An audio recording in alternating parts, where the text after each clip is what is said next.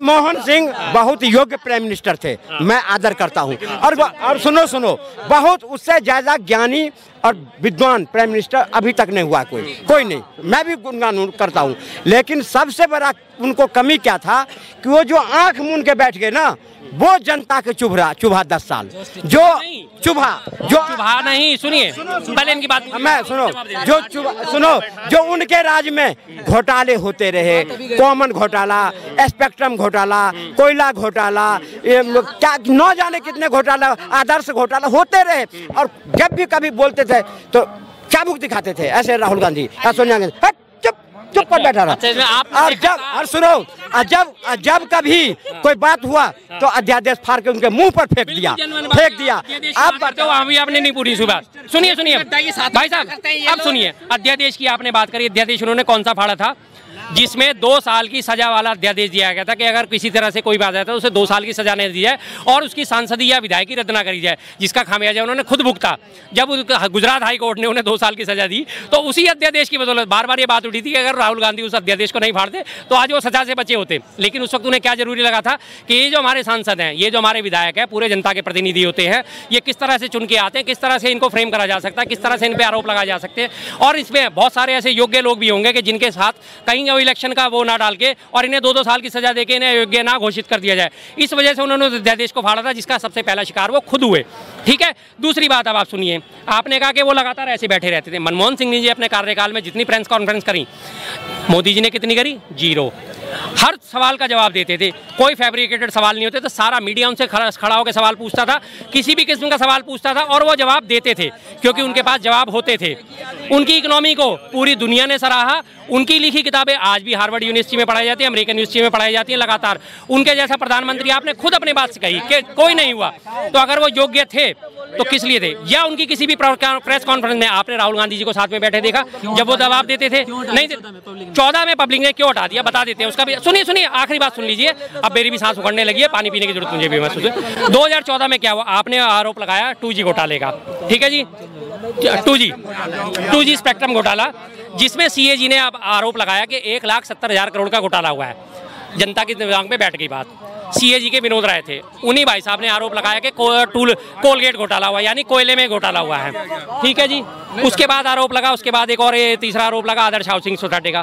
तीनों के तीनों जो बड़े बड़े आरोप लगे, उन लोगों ने कभी मीडिया की आवाज़ नहीं सुन लीजिए। कॉमनवेल्थ उसके बाद की हुई है, 2014 के बाद की हुई है कॉमनवेल्थ। ठीक है, कोयले घोटाले का आरोप, ये तीनों चारों आरोप उस वक्त लगे थे। CAG ने इनके ऊपर रिपोर्टें जारी करी गई, नहीं CAG के 2016 में हुआ था वो, CAG ने। हाँ, एक मिनट, अरे सुन तो लिए, अरे सुन लीजिए। उसके बाद क्या हुआ? सारे के सारे आरोप आज की डेट में कोर्ट में एक भी आरोप नहीं टिका हुआ, सारे के सारे फैसले खत्म हो चुके। CAG विनोद राय ने 2021 में बाकायदा ये बयान दिया था कि ये हमारी कैलकुलेशन मिस्टेक थी, कोई भी वो नहीं थी, कोई घोटाला नहीं।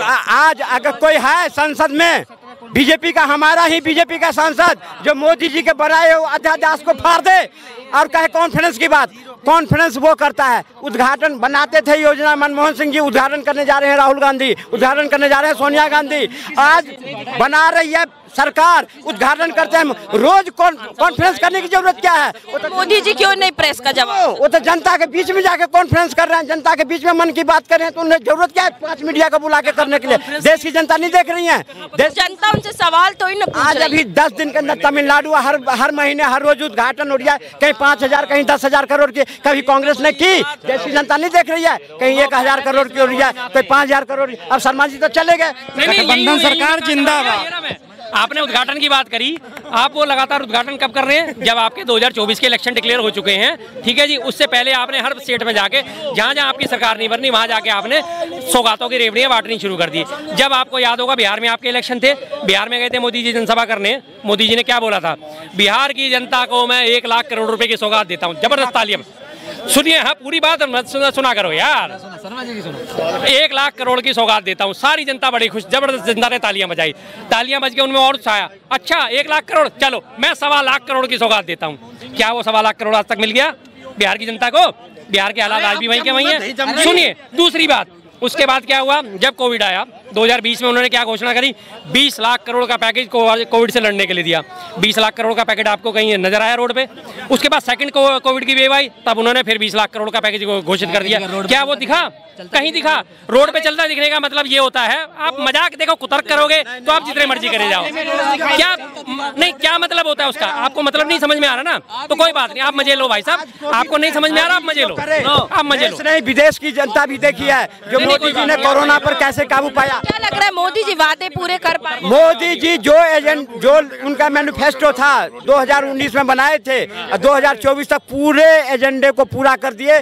जनता एक भी पर नहीं प्रश्न कर सकता कि मेरे ये काम नहीं हुआ। और शर्मा जी को नहीं दिखाई पड़ रहा है तो अपनी चश्मा हटा ले और मोदी जी के द्वारा जो कांग्रेस वाला चश्मा है ना, जो कांग्रेस वाला चश्मा उतार ले। क्योंकि कांग्रेस जो चश्मा पहन के उद्घाटन करती थी, उद्घाटन, लेकिन रोड नहीं बनता था, गड्ढा खोदती थी लेकिन भरता था नहीं। आज मोदी जी ने उसी गड्ढे में कांग्रेस को धकेल दिया जो कभी पनप के ऊपर नहीं निकलेगा। इसलिए अपनी चश्मा उतार ले। लगातार सारे वादे, इनको 20 बार वो सारे वादे याद दिला चुका हूँ।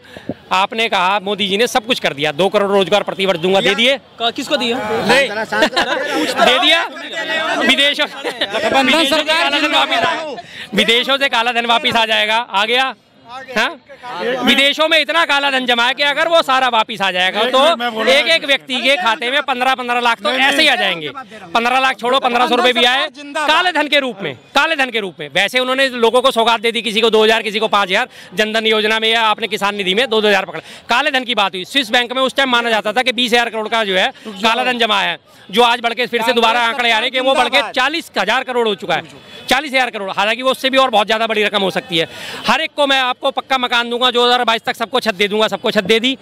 गंगा का साफ कर दूंगा, कर दी, नहीं करा एक भी। सारे वादे फिर आप कहोगे शर्मा जी आप मोबाइल क्यों निकालते हो? आप मोबाइल निकालते हो, इतने वादे पूरे रहे। सबसे पहले 60 साल कांग्रेस ने शासन किया, जितने देश के लूटे हुए थे, जब इनकम ईडी सीबीआई कभी किसी के छापा नहीं पड़ती थी, लेकिन जब मोदी जी बने, सुनो भाई, मोदी जी बने तो इनकम सीबीआई को क्या कहे, तू स्वतंत्र है।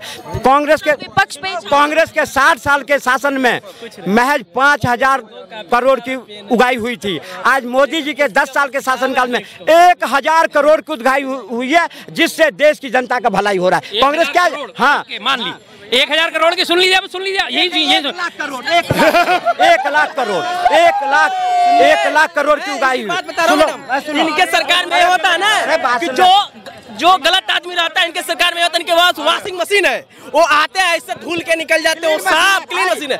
मैं सरकार जिंदाबाद। मैं एक कविता सुनाता हूँ, जो कांग्रेस में मंत्री तो गलत थे, आज बीजेपी में आके सही हो गए। झूमते हैं सब सारे, जाने कैसी बीन है, न इनका कोई मान है, न इनका कोई दिन है, जिसको भी देखो धूल के निकलता है। भाजपा सरकार की वॉशिंग मशीन है, वॉशिंग मशीन भाजपा की क्लीन मशीन है। नंबर 1 रोजगार की बात में जाते ही सब साफ हो जाता है। रोजगार की बात है ना, रोजगार कैसे नहीं मिले हैं? इतने एम्स बन रहे हैं, इतने एयरपोर्ट बने, रोजगार नहीं है। सबको कलेक्टर सरकारी नौकरी चाहिए, नहीं होगा।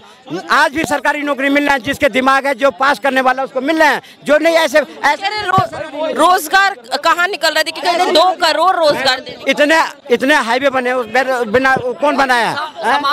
अरे इतने हाईवे बने हैं, इतने एम्स बने हैं, कहाँ से बने हैं? उसमें रोजगार नहीं मिले हैं। कांग्रेस टाइम में 7 एम्स था, आज 15 एम्स बने, उसमें रोजगार नहीं मिले। एयरपोर्ट इतने बने, उसमें रोजगार नहीं मिला। इसलिए ये सब कांग्रेस वाले के ये चश्मा उतर गए। ये 4 जून के बाद कोई नजर नहीं आएगा, मोदी ही मोदी नजर आएगा।